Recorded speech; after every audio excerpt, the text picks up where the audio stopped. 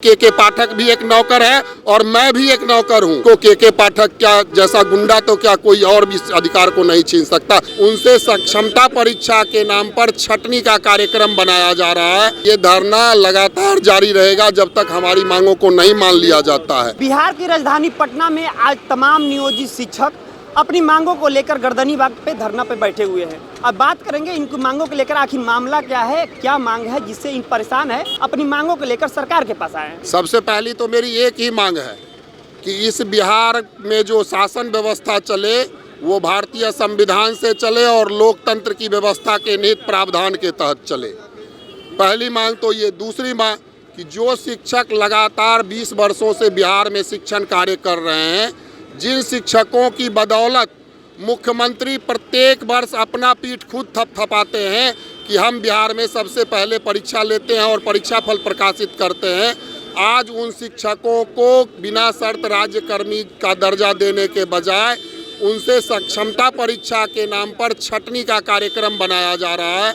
और इन्हीं बिंदुओं को लेकर हम तमाम नियोजित शिक्षक आज पटना में जमा हुए हैं।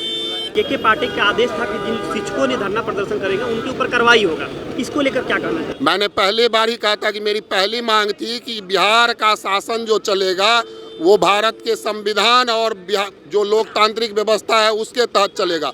और इस लोकतांत्रिक व्यवस्था में के पाठक भी एक नौकर है और मैं भी एक नौकर हूँ।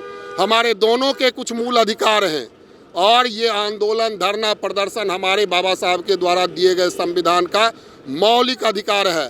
तो इसको के पाठक क्या जैसा गुंडा तो क्या कोई और भी अधिकार को नहीं छीन सकता, चाहे वो भारत के प्रधानमंत्री ही क्यों ना हो।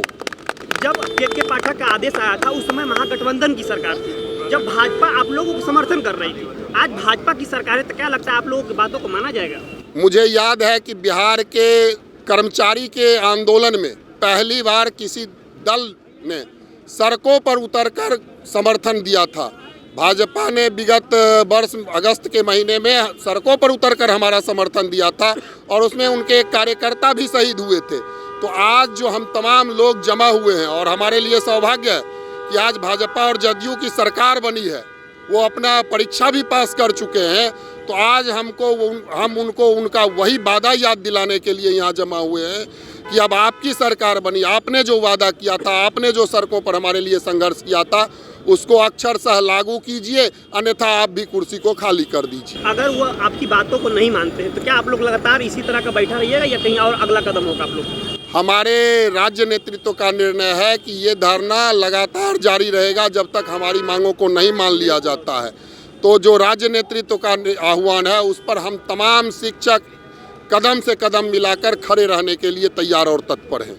इन्होंने साफ तौर पे कहा कि अगर हमारी मांगों को पूरा नहीं किया जाता इसी तरह से लगातार हम लोग धरना पे बैठे रहेंगे। इसी तरह की तमाम बड़ी खबरों देखने के लिए बने रहे। बहुत बहुत धन्यवाद।